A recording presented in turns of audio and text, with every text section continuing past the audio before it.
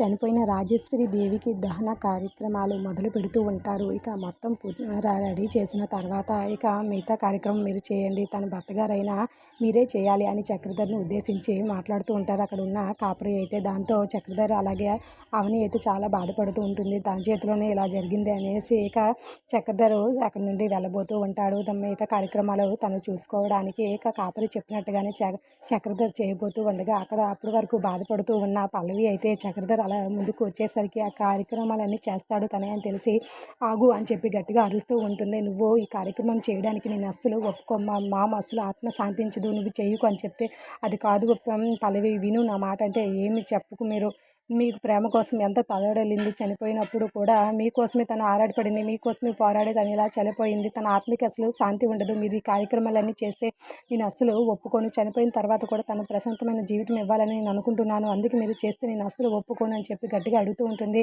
పల్లవి కూడా షాక్ అవుతూ ఉంటుంది. ఇక చక్రధర్ కూడా ఏమీ చేయలేక అలాగే మౌనంగా చూస్తూ ఉండిపోతూ ఉంటాడు.